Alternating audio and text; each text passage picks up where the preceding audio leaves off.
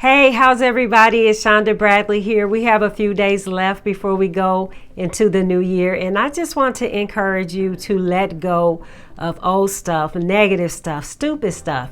Behaviors that don't serve you. Let them go, leave them behind you, and don't look back. One of my favorite sports is track. I don't know, I guess it's something about people running and competing to win. Have you ever watched a race and someone could have won, but they started looking back and it slowed them down and they lost the race? Listen, if you're going to win, you can't look back. If you're going to win, you can't be distracted by who's cheering or not cheering for you. Sometimes you got to put your hands together and you got to clap for yourself. Sometimes you got to stand in the mirror and you got to high five yourself.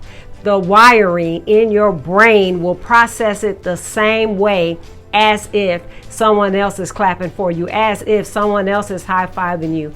And scripture talks about King David knew how to encourage himself when no one else was encouraging him.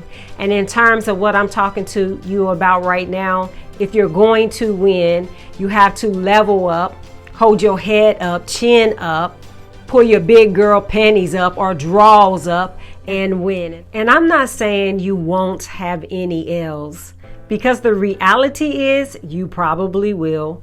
But I am saying you have a greater chance of winning and experiencing greater wins and more wins when you don't look back.